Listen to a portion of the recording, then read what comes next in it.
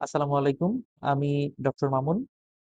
আমি মেডিকেল ভর্তি ইচ্ছুক ২০২৫-২৬ সেশনের আ ছাত্রছাত্রীদের জন্য এই ভিডিওটা করা মূলত।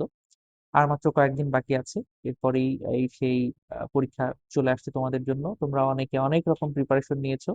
আমি তোমাদের জন্য মূলত যেটা শেয়ার করতে চাই এখন যে পরীক্ষার হল অর্থাৎ তোমাদের জন্য যেটা যুদ্ধের ময়দান আরকি।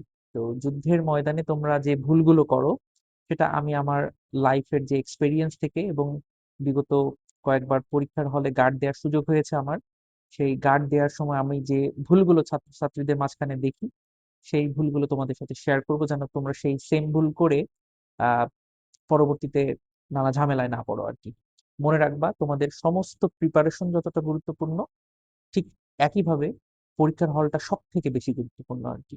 তুমি অনেক কিছু জানতে পারো কিন্তু পরীক্ষার হলে তোমার যদি সেটা তুমি ডেলিভারি না দিতে পারো তাহলে তোমার কিন্তু পরীক্ষা খারাপ হবে আরকি। সবার জন্য শুভকামনা।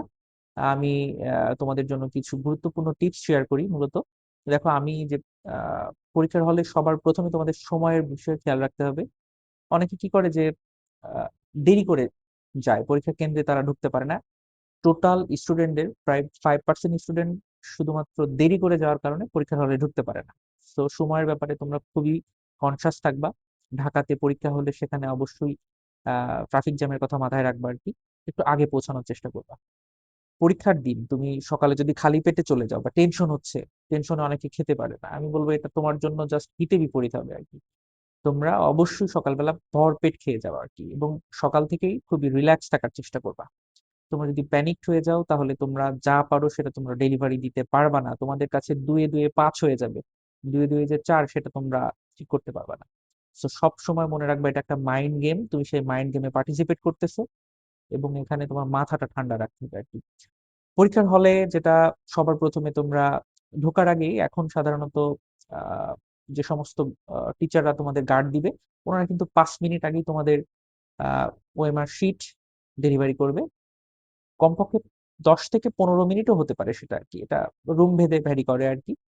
ওএমআর শিটটা নেয়ার পরে তোমাদের ১ম কাজ হবে ওএমআর শিটটা সুন্দরভাবে পূরণ করা আরকি। এখানে পূরণ করার সময় তুমি তোমার রেজিস্ট্রেশন নাম্বারটা খুব ভালো মতো পূরণ করবা আরকি। এখানে আ তারপরে যে কোয়েশ্চেন পেপার তোমাদেরকে কিন্তু আগেই দিয়ে দেওয়া হয়।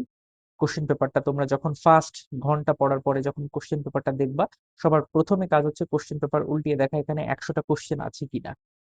যদি ১০০ টা কোয়েশ্চেন এখানে থাকে এরপরে তুমি শুরু করবা আ ১ম এ সহজ প্রশ্নের উত্তরগুলো দেয়ার চেষ্টা করবা।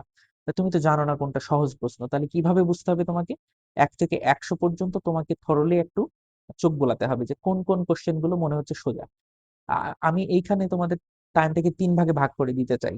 ১ম ৩০ মিনিট তোমরা সহজ প্রশ্ন অর্থাৎ ৩০ মিনিটে তোমাদেরকে ১ থেকে ১০০ পর্যন্ত চলে যেতে হবে এবং এই ১০০ র মধ্যে যে কয়টা তুমি অ্যান্সার করতে পারো সেই সহজ ৩০ মিনিটে যে কয়টা করতে পারো সেটা হতে পারে ৫০ টা কোয়েশ্চেন হতে পারে, ৪০ টা হতে পারে, ৬০ টা, ৭০ টা।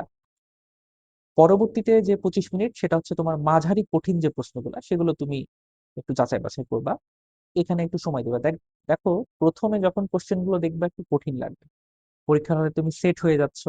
আস্তে, আস্তে যখন সেট হয়ে যাবা তখন কিন্তু তোমার কোয়েশ্চেন অনেক ইজি লাগবে। যেটা আগে কঠিন মনে হচ্ছিল এখন কিন্তু ইজি লাগবে।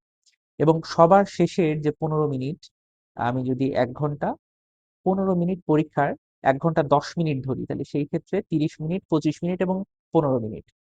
তাহলে শেষের ১৫ মিনিট তোমরা কঠিন যে প্রশ্নগুলা যেগুলোতে তোমাদের কনফিউশন আছে, আগে তুমি দেখবা তোমার কয়টা দাগানো হয়েছে। যদি মনে হয় যে প্রশ্ন খুব বেশি কঠিন হয়েছে, তাহলে আমার কাছে মনে হয় তুমি যদি চান্স পাওয়ার জন্য চেষ্টা করো তাহলে ৮০ টা কোয়েশ্চেন দাগানো সেফ। যদি কোয়েশ্চেন কঠিন হয়। কারণ কোয়েশ্চেন কঠিন হলে দেখা যায় যে সাধারণত ৬০ হচ্ছে কাট অফ নাম্বার থাকে। আর যদি কোশ্চেন ইজি হয় সেক্ষেত্রে কিন্তু ৭৫, ৭৩, ৭২ এটা কিন্তু কাট নাম্বার হয়। সুতরাং যদি কোশ্চেন ইজি হয় তোমাদেরকে কিন্তু ৯০ অ্যাভব ৯০ তোমাদেরকে দাগাতে হবে নাহলে কিন্তু তোমরা আস্তে, আস্তে মাইনাস হয়ে সেটা পরীক্ষা থেকে অনেকে এমন হয়েছে যে তারা খুব ভালো পারে কিন্তু কনফিউশন ছাড়া একটাও দাগাবে না আরকি। তো পরীক্ষার হলে তো একটু ট্রিকি কোশ্চেন আসবেই। সবকিছু কনফিউশন মনে হবেই। তো তোমাকে ১ম এ আগে যেগুলো একেবারে কোনো কনফিউশন নেই সে ধরনের কোশ্চেন ৩০ মিনিটে শেষ করবা। পরবর্তী ২৫ মিনিটে যেগুলো তোমার কাছে মনে হচ্ছে যে ২ টা একেবারে সিউর না এবং ২ টা একটু কনফিউশন ওই ২ টার মধ্যে দেয়ার চেষ্টা করবা এবং সবশেষে যেগুলো তোমার কাছে মনে হচ্ছে খুব কঠিন সেগুলো দেয়ার চেষ্টা করবা। এই যে বিষয়টা আহ শান্ত ভাবে পরীক্ষাটা দেওয়ার চেষ্টা করবে এবং সবসময় তোমার ফোকাস থাকবে কিভাবে পরীক্ষার হলে তুমি মাথা ঠান্ডা রাখতে পারো এবং তোমার বেস্ট তুমি ডেলিভারিটা দিতে পারো আর কি। উত্তর ভরাট করার সময় খুব সতর্ক থাকতে হবে। আমি যে পরীক্ষার হলে যে গার্ড দিয়েছিলাম সেখানে আহ, একজন স্টুডেন্ট কি করেছে যে 1 থেকে 10 পর্যন্ত কোশ্চেন সে বৃত্ত ভরাট করার পর 11 নম্বর কোশ্চেন তার কাছে কঠিন মনে হয়েছে। সে 11 নম্বর কোশ্চেনটা বাদ দিয়ে 12 নম্বর কোশ্চেনের অ্যান্সার করছে, কিন্তু সে ওএমআর শিটে 11 নম্বর থেকে দাগানো শুরু করছে। সে যখন 27 পর্যন্ত বৃত্ত ভরাট করছে তখন তার মনে হচ্ছে যে সে আসলে 28 নম্বর কোশ্চেন অথচ ওএমআর শিটে 27 নম্বর বৃত্ত ভরাট করতেছে। তাহলে কি হলো, এই যে তার 17টা কোশ্চেন পুরো উল্টাপাল্টা অ্যান্সার হয়ে গেল এবং পরবর্তীতে সে কিন্তু আর ওএমআর শিট পায়নি এবং তোমরাও পাবা না। তাই মাথা ঠান্ডা রেখে প্রত্যেক বৃত্ত ভরাটের আগে কোশ্চেন এবং যে ওএমআর শিটের নাম্বার এবং কোশ্চেন নাম্বার এটা কিন্তু মিলিয়ে নিতে হবে তোমাদের। এবং কখনোই তোমরা অ্যান্সার যে ক খ গ ঘ এগুলোতে দাগ বা চিহ্ন দিবা না কোনো, কারণ এটা হলে তুমি কিন্তু এক্সপেল হতে পারো। যদি ইনভিজিলেটর মনে করে তোমাকে এক্সপেল করবে, কারণ এভাবে তুমি পাশের জনকে দেখাতে পারো। তুমি শুধু কোশ্চেন নাম্বারের পাশে মার্ক করতে পারো যে এই কোশ্চেনটা তুমি দাগাওনি আর কি, যেন পরবর্তীতে রিভিশন দেওয়ার সময় তুমি বুঝতে পারো। ছোটখাটো খসড়া করা লাগলে সেটা তুমি পাশে করতে পারো আর কি। এই বিষয়গুলো মনে রাখবা এবং সর্বশেষ 2 থেকে 3 মিনিটে তোমাদের আহ, যেটা কাজ হবে যে তুমি তোমার ওএমআর শিটটা ঠিক মতো পূরণ করছো কিনা এবং ওএমআর শিট ঠিক মতো যদি মানে বৃত্ত ভরাট না করে থাকো সেগুলো ঠিক করে থাকবা এবং কখনোই প্যানিক হওয়া যাবে না। যদি কখনো মনে হয় যে কোনো ভুল হয়েছে তুমি ইনভিজিলেটরদেরকে বলবা। আশা করি একটা সলিউশন বের হবে আর কি। সবার জন্য শুভকামনা। আশা করি সবাই ভালো করবা। Thank you.